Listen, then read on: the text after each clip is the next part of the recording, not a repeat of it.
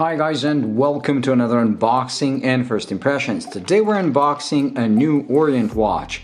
Orient was kind enough to send one in for a review, and I decided to open the actual bag in front of you because I haven't seen this one in person and I want to share that same experience with you. And like I said, this is just the unboxing and first impressions. I will be doing a full review after I spend some time with the watch, with macro shots and everything, but I'm super excited about this one. Why? Because it's part of their Neo Vintage series. And if you follow my channel, you know I featured that Orient King Diver, the vintage one, and I'll put probably a couple of clips as we're opening this one. And I love that funky diver. Well, this is inspired partly by that, partly by their world time watches of the 60s and 70s. So let's slide it out and see how it looks in person. On renders, it's pretty cool. Now that Orient was my friend's, and he ended up selling it. Sadly, I didn't buy it from him because it was just too big. So let's see this one. This is gonna retail for 450 euros, which is around $500. And here it is. And look at this thing. This truly is vintage inspired.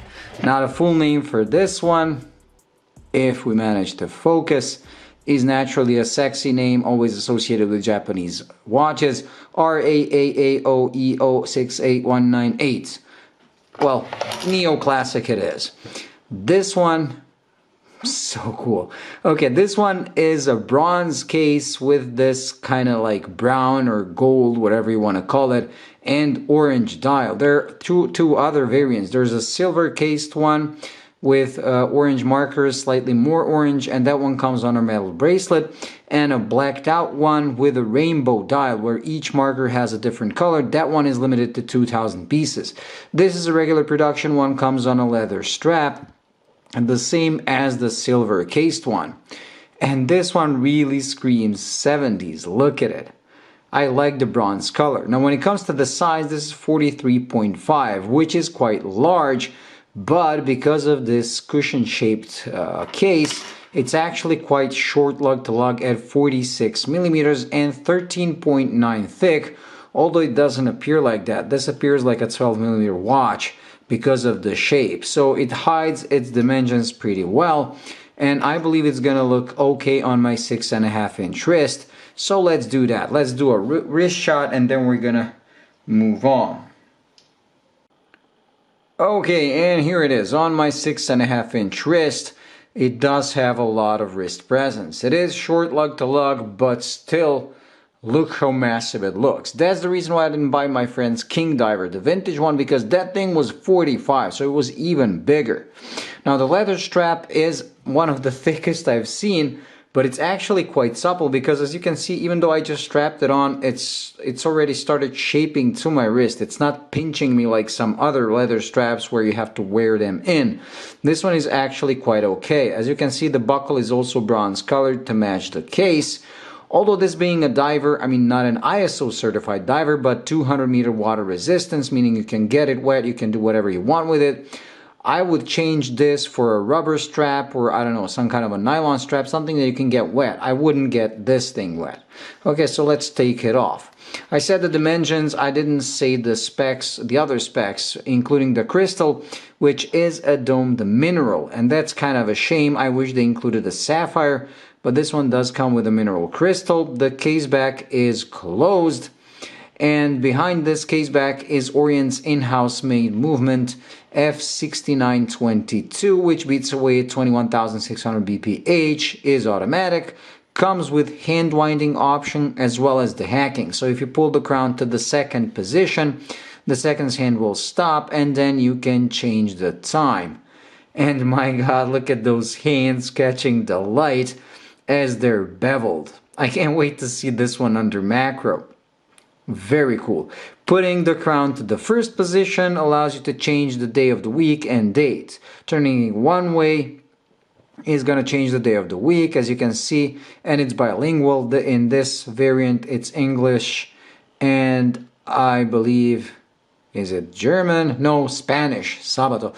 And the other way around, you change the date. So pretty straightforward. I'm glad that Orient ditched that pusher at 2 o'clock that they had for years on their older generation of these movements and changed it with this. This is pretty cool.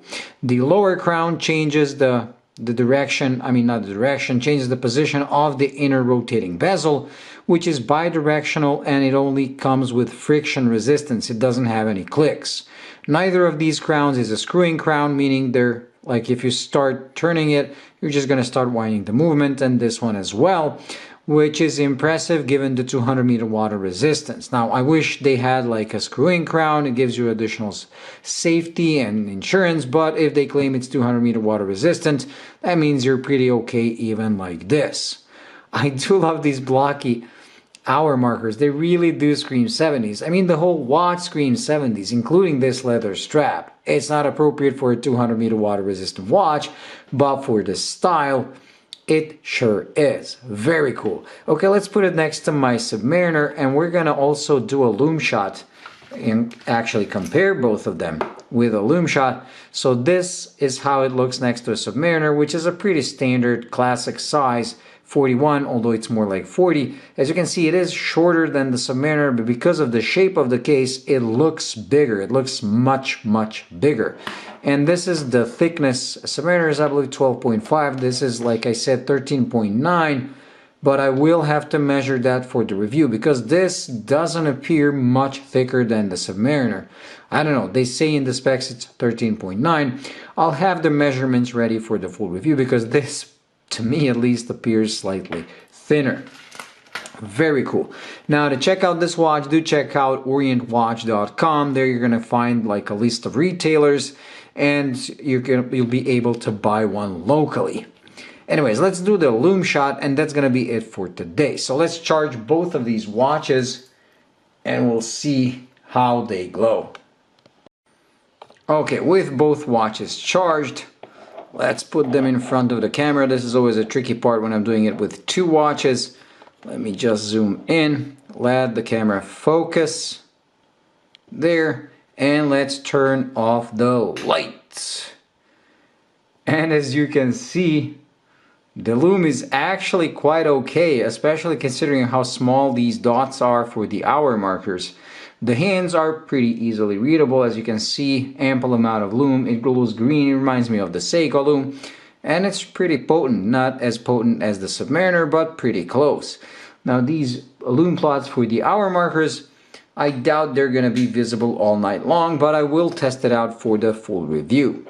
Anyways, that's it when it comes to this unboxing and first impressions.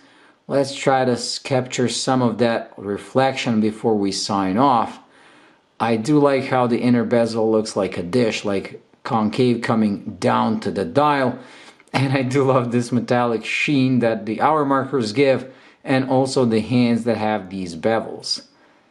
Very cool looking watch, very funky looking watch, and I have to admit I like it. Now Orient is always going to have a special place in my heart because my watch collecting hobby started with an Orient. It was the first mechanical watch that I bought, and I bought Orient specifically because that model, which was the Orient STI 2, I believe the second generation, had a power reserve indicator, something Orient is known for. And coming from quartz watches, I wasn't sure if my daily motion and my daily life is going to be able to support like an automatic watch, whether I move enough, because I was a newbie. I didn't know how efficient automatic winding is. So I just had to have a watch with a power reserve, got the Orient, and realized that I'm pretty active and that I have no trouble keeping an automatic watch fully wound. I had that watch for like 7 years, had excellent time with it. And then as the hobby grew and I started getting other watches, I had to get rid of some. I sold it, and believe it or not, after 7 years and being all scratched up and everything, I actually made a profit on it because it was a limited edition. And the people that bought it were actually from Switzerland, which is kind of ironic, buying a Japanese limited edition over the retail price and everything. Anyways, that's it. So thank you for watching. As I said, stay tuned for the full review with macro shots and everything. And I believe this is going to be epic under macro. Thank you for watching, and I'll see you in the next one. Bye.